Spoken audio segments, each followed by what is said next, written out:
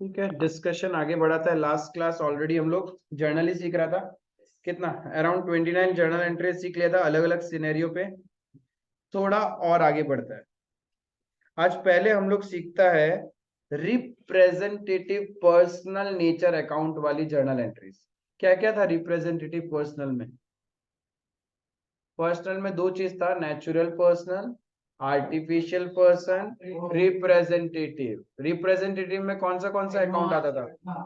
Advance, prepaid, accrued, outstanding. ठीक है, उससे रिलेटेड जर्नल एंट्री सीखेगा हम लोग। यही कंटिन्यूएशन में स्टार्ट करता है।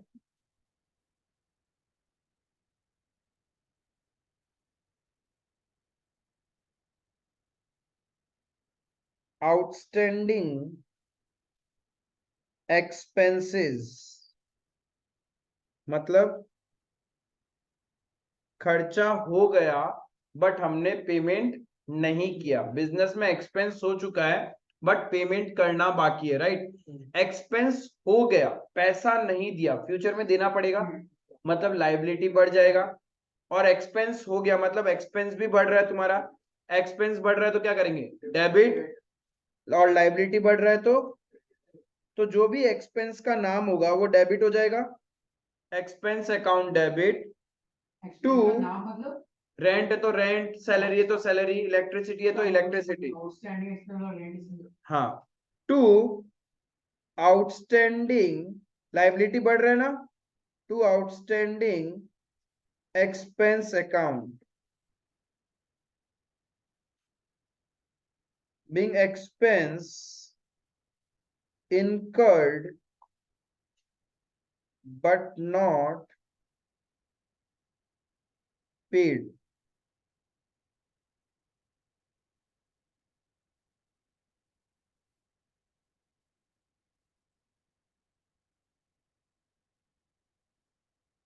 तो जैसे एक्सपेंस अकाउंट वाला पार्ट में तो जैसे हम लोग लिख देगा, अगर एक्सपेंस रेंट है तो रेंट लिख देगा, नीचे आउटस्टैंडिंग रेंट, आउटस्टैंडिंग रेंट। तो आउटस्टैंडिंग हमेशा ये तो यही रहेगा। हाँ, सैलरी है तो salary account debit to outstanding salary, electricity है तो electricity expense account debit to outstanding electricity expense.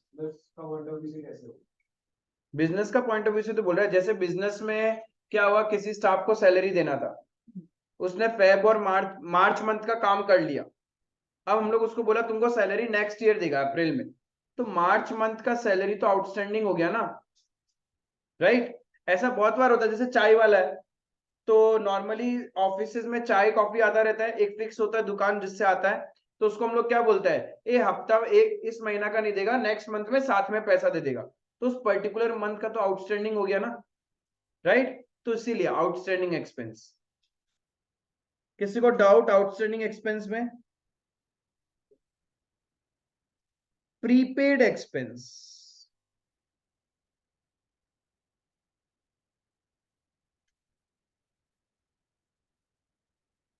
Example के साथ करना।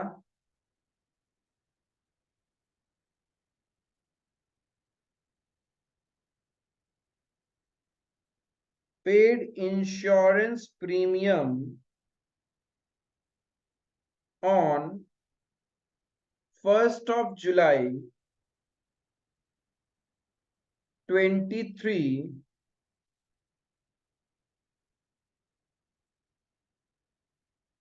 for 1 year ending 30th of June 24,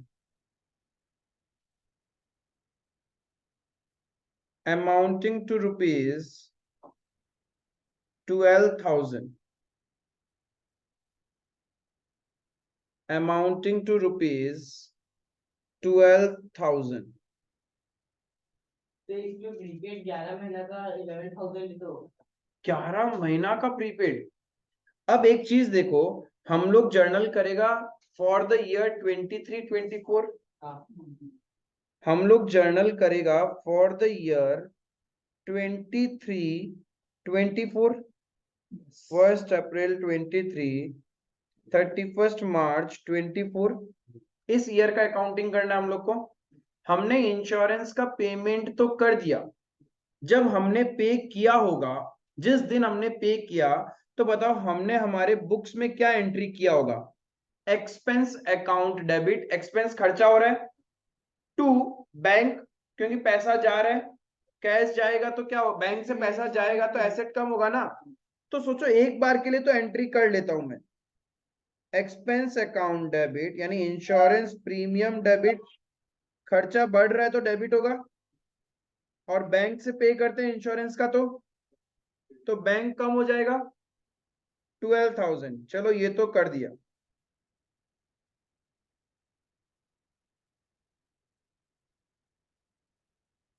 Bing insurance premium paid,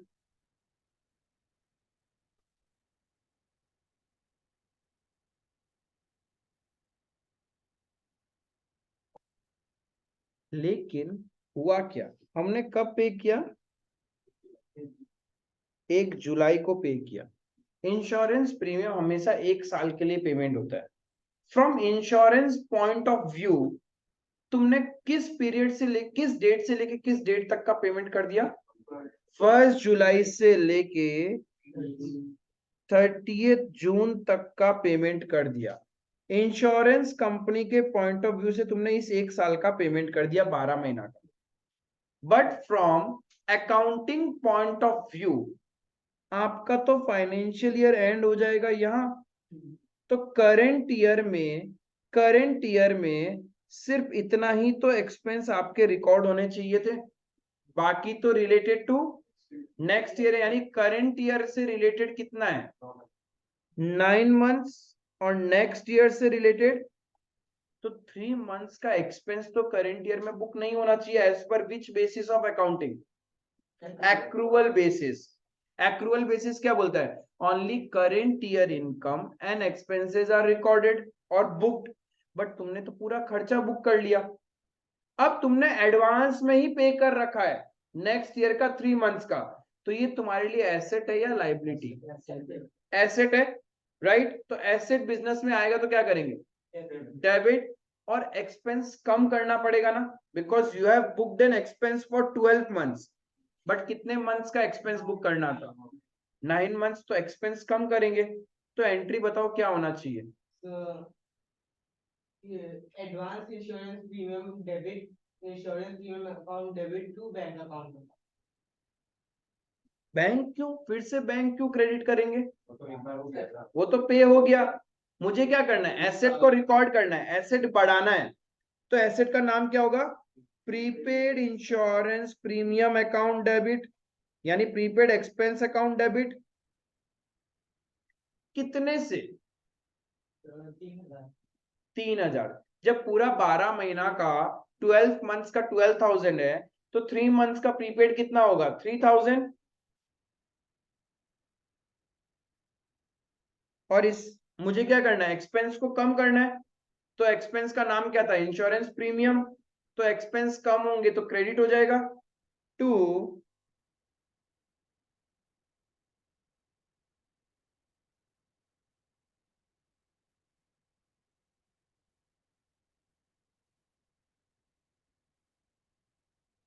being prepaid insurance premium।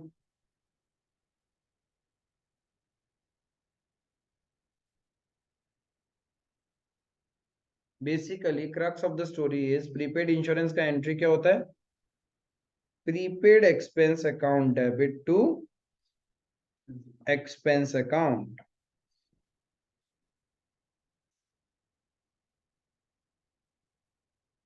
किसी को doubt है तो पूछ लो मेरे से।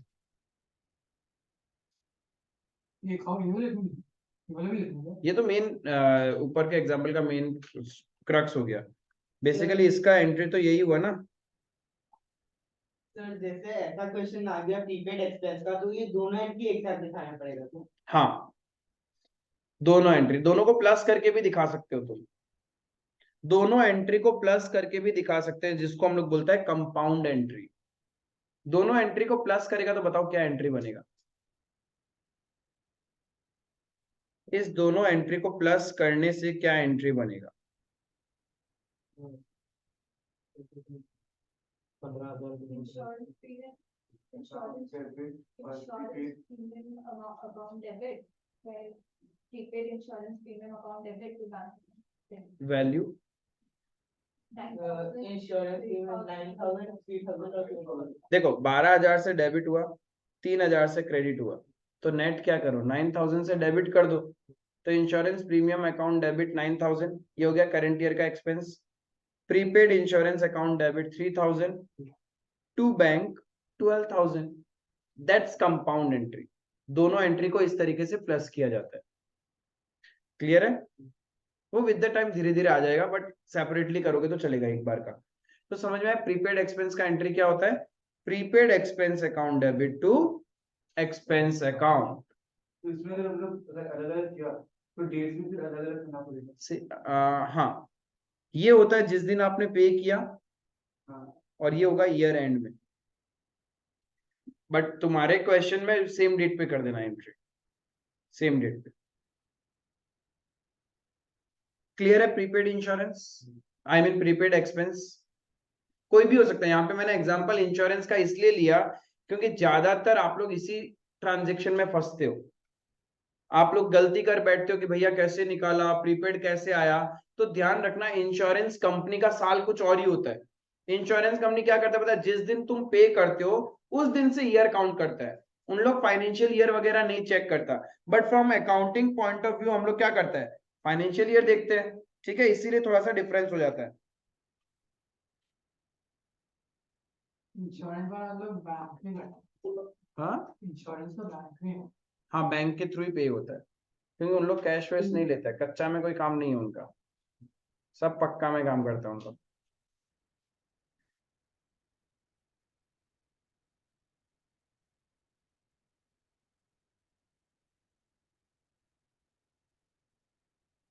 एडवांस इनकम,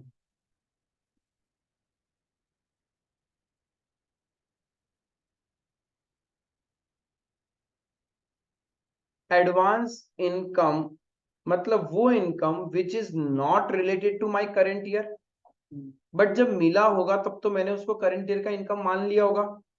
अब मुझे उस करंट ईयर की इनकम को कम करना है, and this advance income account is a liability for me. तो लाइबिलिटी बढ़ाना पड़ेगा, तो लाइबिलिटी बढ़ेगा तो क्रेडिट होगा, और इनकम कम करेंगे तो डेबिट। यानी जो भी इनकम होगा, रेस्पेक्टिव इनकम डिपेंड्स कि इनकम का क्या नाम दिया हुआ है क्वेश्चन में। तो एंट्री क्या होगा? Yes, income account debit to, हाँ कुछ भी, कमीशन, रेंट रिसीव्ड, इंटरेस्ट, कोई भी हो सकता है वो।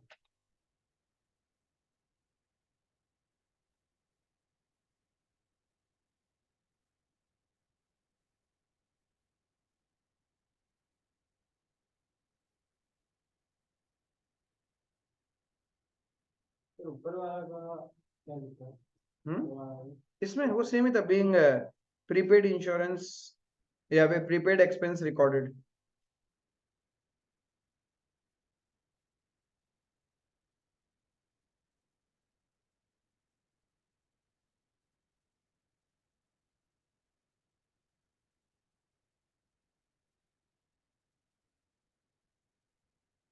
सर एडवांस इनकम एक बार समझाए।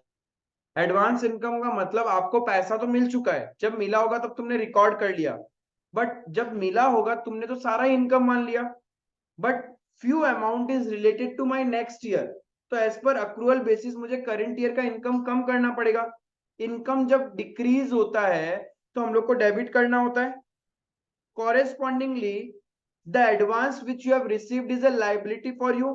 तो तुमको एक नया लाइबिलिटी रिकॉर्ड करना है, तो लाइबिलिटी बढ़ेगा तो क्रेडिट होगा।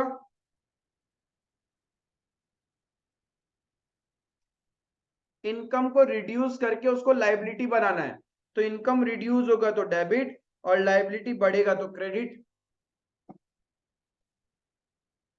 क्लियर है? हाँ सर। पहला इंस्टीट्यूट होगा जहां पे स्टूडेंट लोग एक स्टूडेंट से बात कर रहे हैं रजिस्ट्रेशन के लिए। हम उसको बैठा के आ गया, मतलब तुम कर लो रे।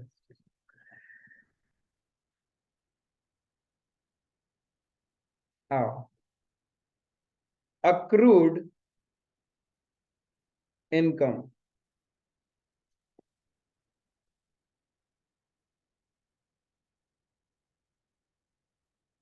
अक्रूड इनकम का मतलब related to this year but received not receive, related to this year but not receive, मिला ही नहीं है लेकिन उसको इनकम में तो काउंट करेंगे ना, यानी मुझे मेरी इनकम तो बढ़ानी पड़ेगी। एंड ये एसेट है तो एसेट भी बढ़ाना पड़ेगा। एसेट बढ़ाओगे तो क्या होगा, डेबिट, और इनकम बढ़ाओगे तो accrued income account debit to income account. क्योंकि इनकम मिल जाती है तब हम एंट्री क्या करते, इफ इनकम मिल जाता तो क्या एंट्री करते, इनकम मिल जाता तो क्या एंट्री करते, cash account debit to income account. अब मिला नहीं है तो हमने क्या किया, अक्रूड इनकम टू इनकम।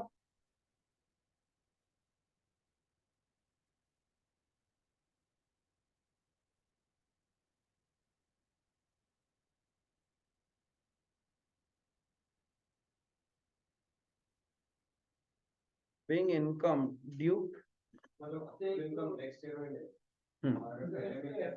वो एडवांस इनकम हो जाएगा। पहले मिल गया मतलब उसी फाइनेंशियल ईयर में मिल जाएगा। तब तो अक्रूड हुआ ही नहीं, फिर तो मेरा कैश टू इनकम हो जाएगा। अगले साल देगा था, ये मेरा पहले दिन दिया। ये एंट्री ईयर एंड में ही होता है, 31 मार्च को, 31 मार्च को ये सारा एंट्री होता है। पूरा साल का याद रखना पड़ेगा, याद रहता ही है। करंट ईयर का इनकम किसी से नहीं मिला तो वो तो हमने याद रहेगा, तो हम लोग हमारे बुक्स में तो रिकॉर्ड करेंगे ना उसको। जो मिल चुका होता है, जो पैसा आ रहा है जा रहा है, वो तो तुरंत एंट्री हो गया। अब ईयर एंड में जब बुक्स क्लोज करते हैं तो हम लोग को ऑटोमेटिक याद आ जाता है, अरे यार एक उससे इनकम आना था, आया नहीं।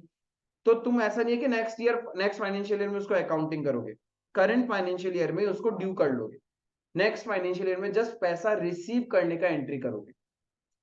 ठीक है, ये 4 एंट्री में कोई doubt, outstanding expense, prepaid expense, advance income, accrued income, कोई भी डाउट है तो बोलो मेरे को।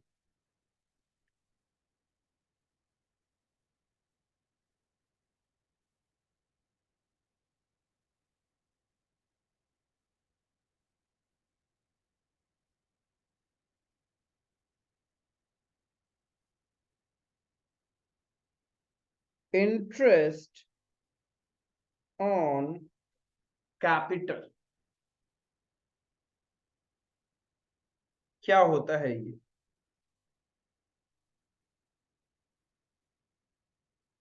क्या होता है इंटरेस्ट ऑन कैपिटल। कैपिटल क्या है, हाँ बढ़ेगा। वो पैसा जो बिजनेसमैन बिजनेस में इन्वेस्ट करता है। तो बिजनेस के लिए तो कैपिटल एक लोन है, तो लोन लिया है मालिक से तो उसको इंटरेस्ट देना पड़ेगा, राइट।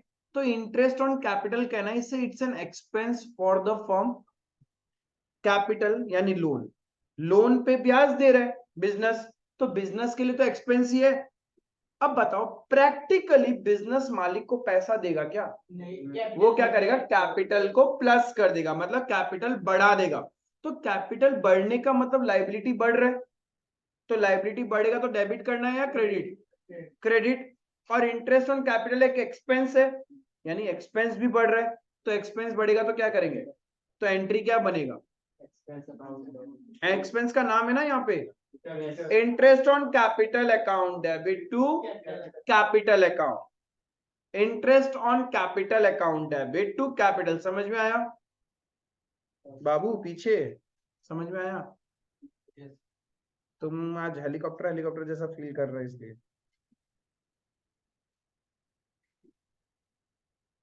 आंखें खुली है बट दिमाग नहीं, ऐसे लग रहा है। सर ये समझ में नहीं आया इंटरेस्ट ऑन कैपिटल। ओके समझाता हूँ। Being interest due on capital, देखो ये है हमारा बिजनेस,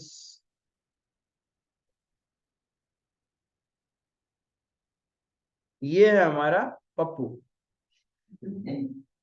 इस पप्पू ने बिजनेस में पैसा लगाया, ठीक है, सपोज ₹1,00,000 इतना इन्वेस्ट किया।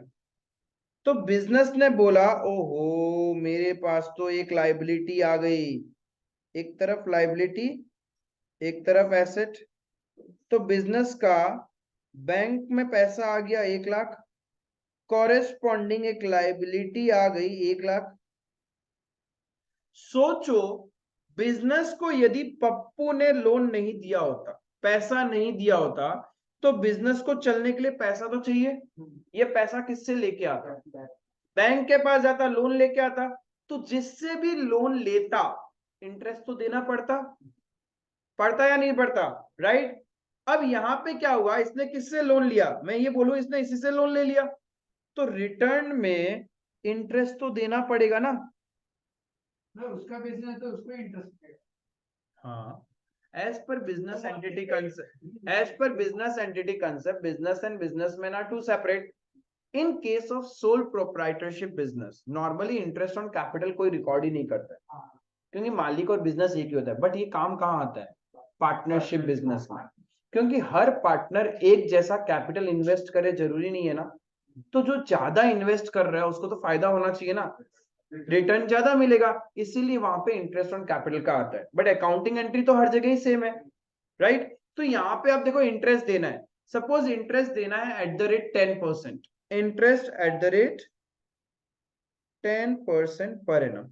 तो बताओ मुझे फर्म प्रोप्राइटर को कितना रुपए का इंटरेस्ट देगा? 10,000, 1,00,000 पे 10%। लेकिन एक बात बताओ, फर्म कोई इंसान है क्या? तो वो जाके देगा थोड़ी ना।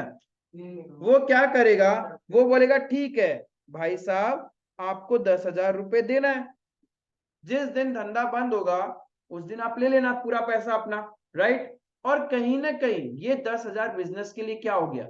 एक्सपेंस। समझ में आया तने कि क्यों हाँ सर। कैपिटल बढ़ा रहे हैं हम लोग? और this interest is an expense for the firm. तो expense account debit to liability. Clear है तने जी? क्लियर है? हाँ सर, हाँ समझ में आएगा।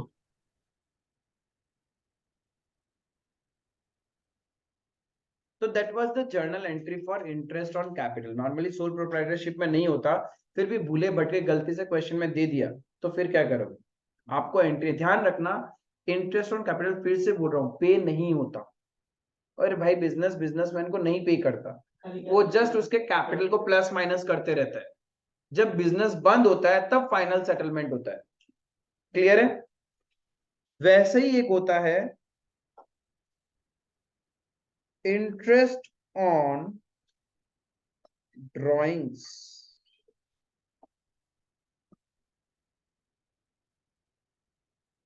ये क्या है? ये तो सर प्रॉपराइटर ये तो प्रोप्राइटर देगा फर्म को, यानी फर्म के लिए इनकम।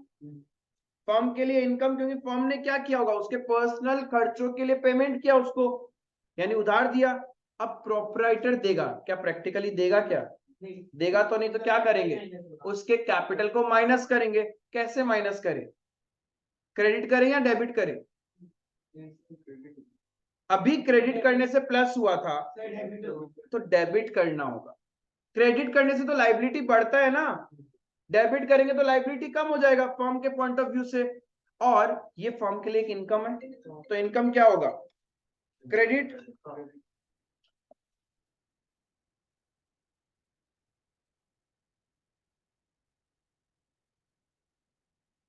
हेलो,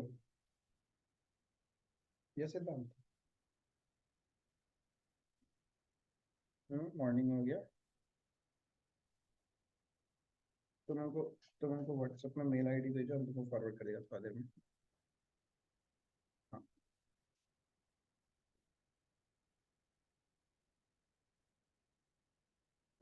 तो क्या होगा एंट्री बताना मेरे को। Drawings account debit capital account debit, capital कम करना है ना अपने को, तो बिजनेस का लायबिलिटी कम होगा। Capital account debit and interest on drawing is an income. हाँ, फर्म पैसा नहीं लेगा प्रोप्राइटर से, तो फर्म लेगा तो फर्म क्या करेगा, उसके कैपिटल को कम कर देगा।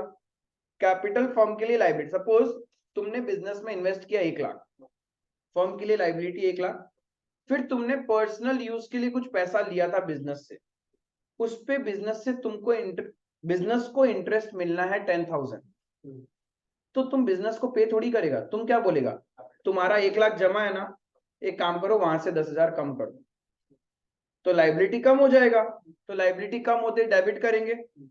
And interest on drawing is an income for the firm, तो इनकम क्रेडिट होगा to interest on drawings.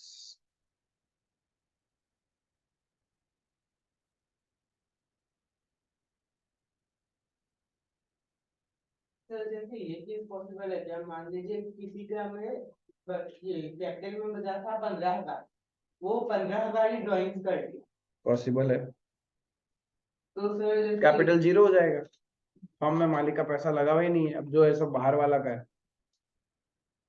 Even negative भी हो सकता है, नेगेटिव उल्टा भी हो सकता है कि 15,000 ही बचा था और वो 30,000 रुपए विड्रॉ कर लिया, तो अब 15,000 रुपए उल्टा फर्म मांगेगा, मतलब now capital will be shown on the asset side of the balance sheet rather than liability। अब फर्म को देना नहीं है, अब फर्म को लेना है प्रोप्राइटर से 15,000। हाँ, कैपिटल भी एसेट में, और ये कभी भी सोल प्रोप्राइटरशिप केस में नहीं होता, पार्टनरशिप में होता है, पार्टनरशिप में होगा ऐसा, सोल प्रोप्राइटर में कभी नहीं होगा। हाँ, वो 12th में आएगा।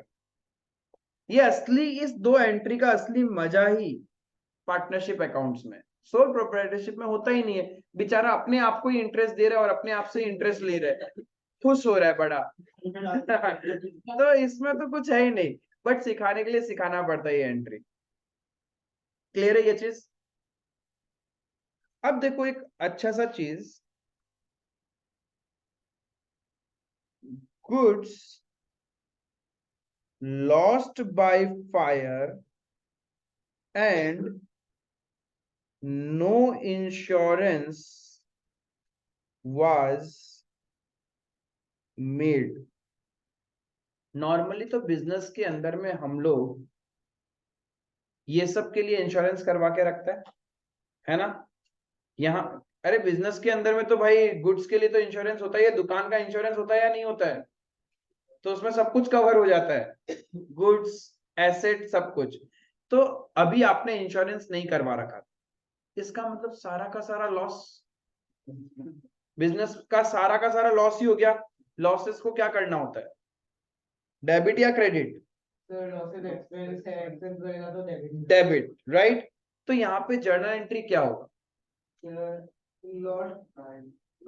Loss by fire account debit to purchase account के गुड्स अदर देन सेल, जब भी बिजनेस से जाएगा तो क्या करना है, परचेजेस को कम करना है। क्लियर है? तो क्या एंट्री होगा, loss by fire account debit to purchases account.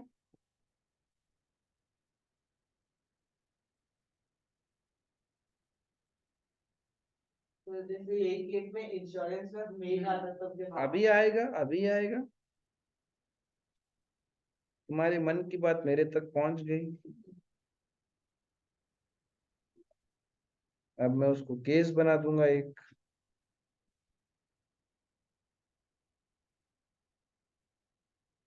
हर फितूर का आइडिया जो तुम्हारे मन में आए वो वर्डिंग्स में भी आना चाहिए, अच्छी बात होती है।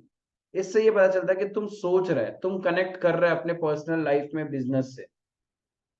तो बोला करो, वाहियात हो चाहे अच्छा हो, कोई फर्क नहीं पड़ता है भाई, बोलने का पैसा थोड़ी ले रहा है कोई, बोलो ना, दिक्कत क्या है, क्या पता कभी अच्छी चीज ही बोल दो।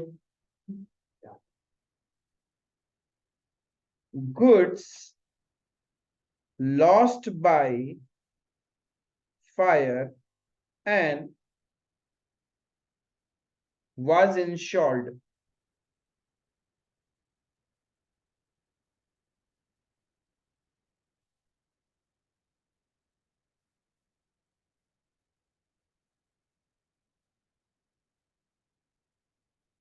Insurance company admitted full claim.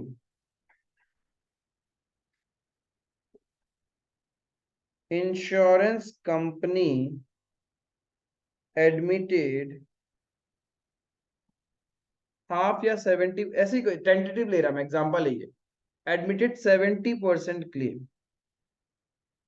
मतलब वो दिया एक्सेप्ट करता है पहले तो मतलब जितना लॉस हुआ है उसका 70% इंश्योरेंस कंपनी दे देगा।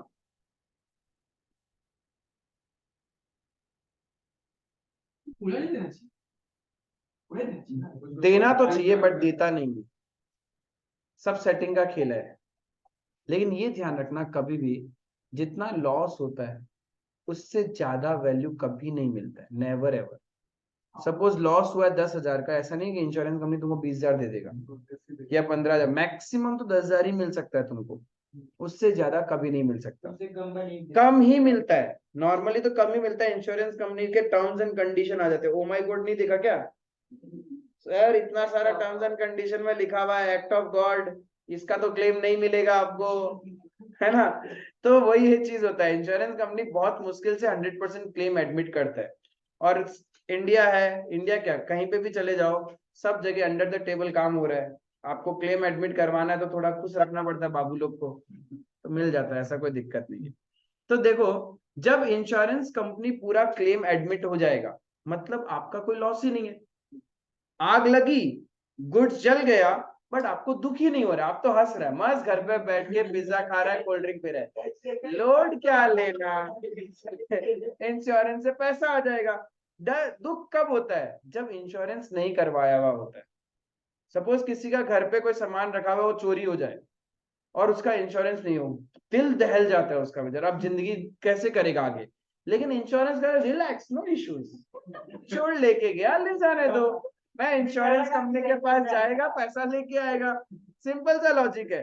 तो इंश्योरेंस होता है, तो इसीलिए तो लोग इंश्योरेंस करवाते हैं ताकि चिलैक्स कर सके, कोई लोड नहीं।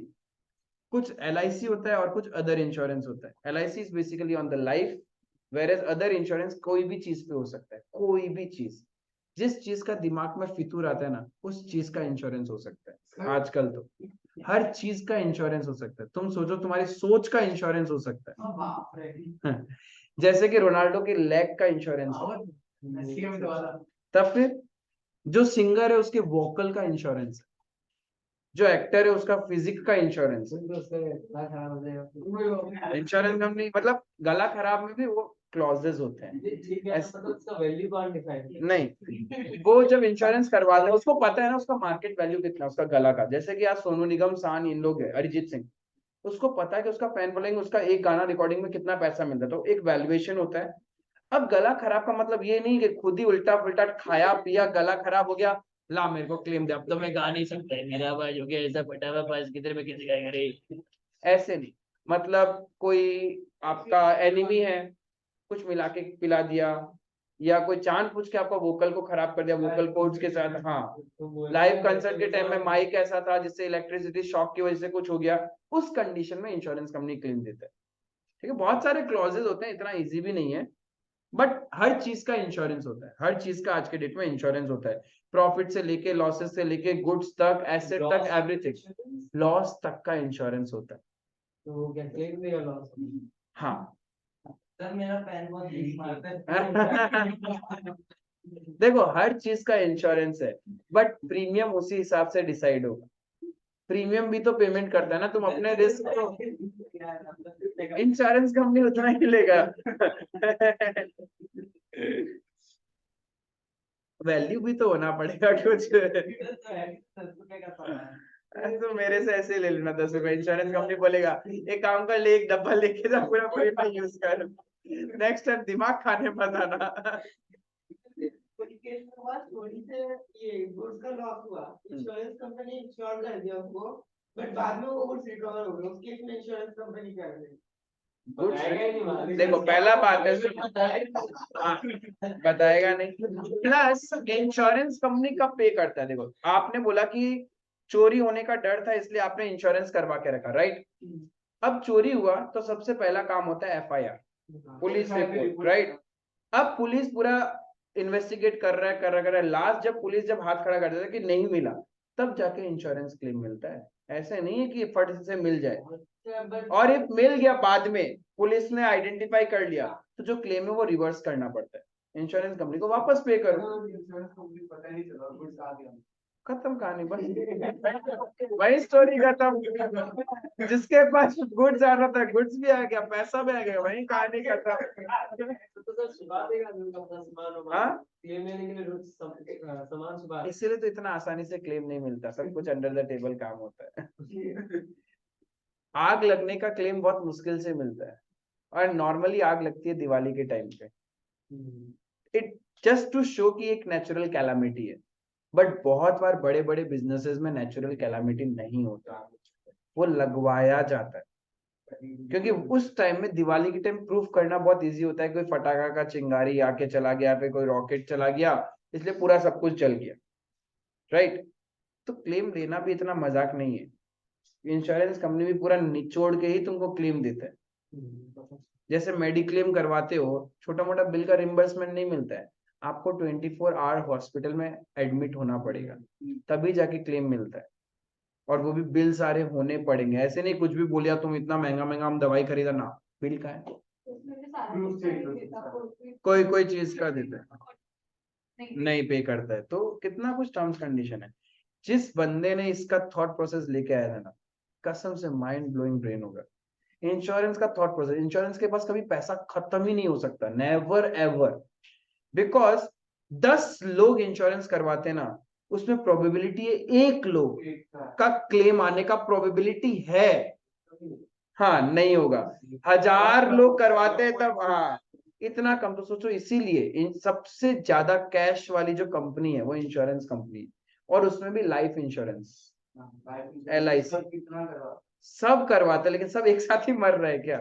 नहीं मरता है ना। तो बहुत गजब थॉट प्रोसेस एंड गजब स्टडी किया हुआ होगा, तो बवाल चीज बनाया ये। तो आओ, गुड्स जल गया और इंश्योरेंस कंपनी पूरा का पूरा पैसा दे रहा है, तो बताओ आपको कोई दुख है? नहीं है। इंश्योरेंस कंपनी एडमिट किया है लेकिन पैसा दे दिया क्या? इसका मतलब हम लोग को इंश्योरेंस कंपनी से मिलने वाला है। I can say insurance company is a debtor for us, उससे पैसा मिलेगा, तो इंश्योरेंस कंपनी को क्या करेगा? डेटर बना लेगा। और गुड्स तो गया, गुड्स गया तो क्या क्रेडिट करेंगे? परचेज। तो एंट्री क्या होगा? गुड्स जाएगा तो परचेज क्रेडिट होगा। इन शॉर्ट, हम जला हुआ गुड्स इंश्योरेंस कंपनी को बेच रहे हैं और उससे पैसा लेना है इंश्योरेंस कंपनी से, तो इंश्योरेंस कंपनी को अपने बुक्स में क्या बना देंगे? डेटर बना देंगे। Insurance company account debit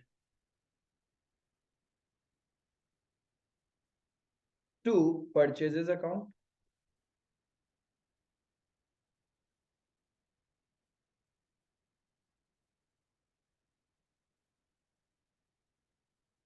in goods lost by fire।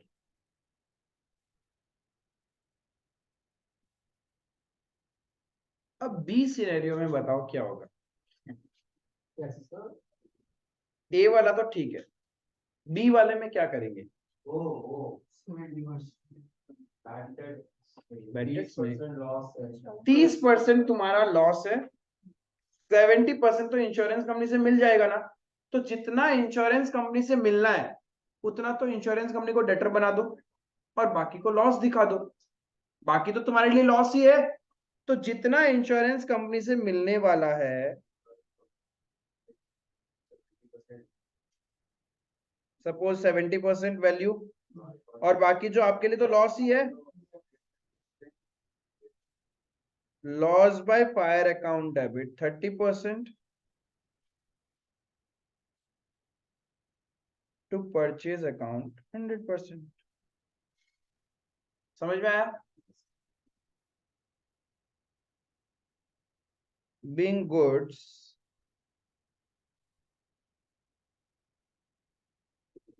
lost by fire and 70% claim admitted by insurance company.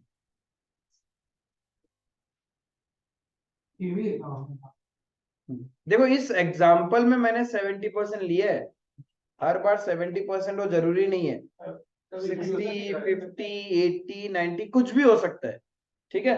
Just for the sake of understanding मैंने ये एग्जाम्पल लिया। सब कुछ टर्म्स में लिखा है। हाँ सब कुछ एवरीथिंग। पता है इसके सब कुछ लिख देते। बाइक इंश्योरेंस में भी कितना नौटंकी करते हैं, फाइबर बॉडी का कुछ नहीं मिलता, मेटलिक बॉडी है तो उसका मिलेगा क्लेम, तो बहुत कुछ है भाई, इतना टीएनसी होता है ना उसके अंदर में कि खुद पजल हो जाता है कि साला बोला क्या क्या, ये क्यों इतना बोल दिया, तो वो कहानी है। हाँ उसमें ही लिखा है। बहुत खतरनाक है। दो ही करते हैं, हम्म दो ही हमारे सिर पर है। हम्म यहाँ तक क्लियर है।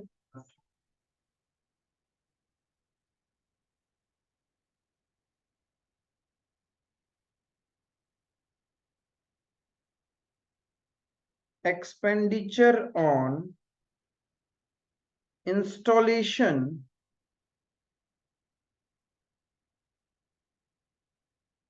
of asset or till put to use।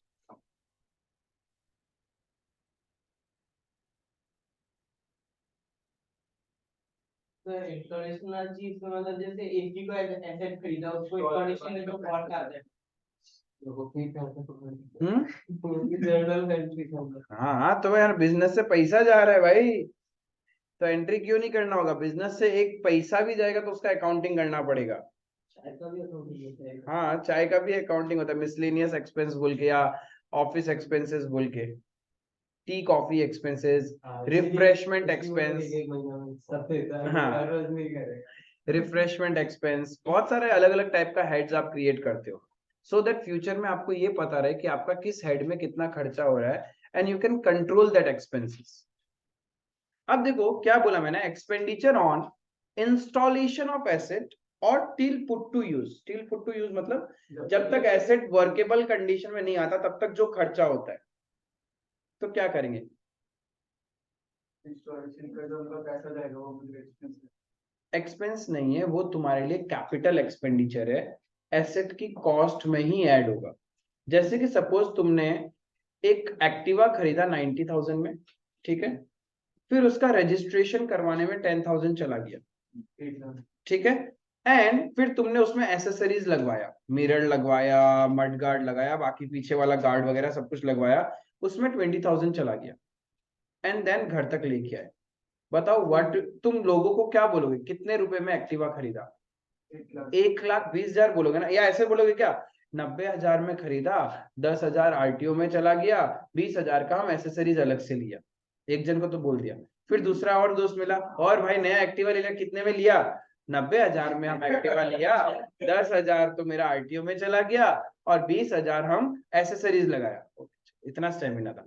तीसरा दोस्त, अरे यार पार्टी तो दे, नया एक्टिवा ले लिया, और कितने में लिया एक्टिवा, 90,000 में परचेज किया, 10,000 मैंने आरटीओ को दे दिया और 20,000 रुपए मेरा एक्सेसरीज का लग गया। ऐसे बोलते हैं क्या, 1,20,000 का एक्टिवा लिया। मतलब कोई भी एसेट जब तक पुट टू यूज या वर्केबल कंडीशन में नहीं आता, जितना भी खर्चा होता है वो उस पर्टिकुलर एसेट की कॉस्ट में ही ऐड होता है, मतलब एसेट की वैल्यू इंक्रीज हो जाएगी। आप capital expenditure capital expenditure and revenue expenditure. Capital expenditure वो है जो नॉन रेकरिंग इन नेचर है, जो कभी कभी होते हैं, जैसे कि एसेट परचेज करना, और रेवेन्यू एक्सपेंडिचर जो डे टू डे बिजनेस में होता है, सैलरी, रेंट, इलेक्ट्रिसिटी, ये सब रेवेन्यू एक्सपेंडिचर, हाँ रेकरिंग जो है, ठीक है। तो कभी भी कोई भी एसेट को इंस्टॉल करवाना या वर्केबल कंडीशन में लाने के लिए खर्चा करोगे तो उस पर्टिकुलर एसेट की वैल्यू बढ़ेगी, उसको एक्सपेंस अकाउंट मत दिखाना, क्लियर है। तो एसेट बढ़ाना है तो एसेट डेबिट होगा, तो क्या करेंगे, टू कैश अकाउंट, पैसा तो गया होगा ना, कैश और बैंक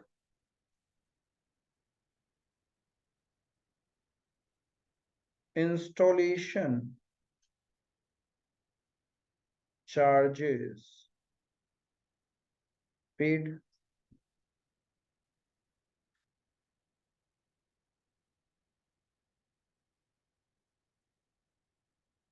तो ये एक बार में तभी नहीं करते थे जब हम लोग वो रिकॉर्ड करते कि आज खरीदा बोलना। यदि उसी टाइम लग रहा है तो उसी टाइम हो जाएगा। ठीक है, कभी कभी हम बाद में भी कैपिटल एक्सपेंडिचर करते हैं। जैसे कि आपका एक बिल्डिंग है, बिल्डिंग जब बना तो हम ऐसे थोड़ी रिकॉर्ड करते हैं, बजरी अकाउंट डेबिट, ईटा account debit, labour account debit, सारे खर्चे को अलग अलग थोड़ी करते हैं। बस बिल्डिंग बनने में जो खर्चा लगा, सपोज 15 लाख रुपए में या 25 लाख रुपए में बिल्डिंग बन गया 25 लाख रुपीज में, तो हम सीधा लिखते हैं building account debit 25 lakh to bank account 25 lakh, payment कर गया। अब after certain number of years तुमने क्या क्या, बिल्डिंग थोड़ा पुराना हो रहा था, पेंट वेंट खराब हो रहा था, तो तुमने 3 लाख रुपीज इन्वेस्ट करके बिल्डिंग को फिर से व्हाइट वॉश करवाया। तो नाउ ये व्हाइट वॉश कोई रेकरिंग खर्चा तो नहीं है ना, this is a capital expenditure. तो ये किस में ऐड होगा, बिल्डिंग में ही ऐड होगा, बिल्डिंग की कॉस्ट में ऐड होगा। तो building account debit to bank होगा फिर से। क्लियर है ये चीज? वापस से बिल्डिंग अकाउंट, हाँ, वापस से बिल्डिंग का ही वैल्यू बढ़ेगा। आई होप यहां तक एंट्रीज क्लियर है। एक बार फिर से गो थ्रू कर लो, कोई भी एंट्री में डाउट है क्या, अच्छे से एकदम प्रॉपर्ली रिवाइज कर लो स्टार्टिंग से, बिकॉज इफ इतना एंट्रीज आता है तुम लोग को तो तुम कोई भी जर्नल बना सकता है, कोई भी जर्नल बनाने में आपको प्रॉब्लम नहीं होगा। एंड बाकी छोटा मोटा जो मिसलेनियस एंट्रीज आएगा वो with the question upon cover कर लेगा। ठीक है, तो विद दिस जर्नल तो अब आराम से हो जाएगा, अच्छे से रिवाइज कर लो। That's all from my end for today. Thank you.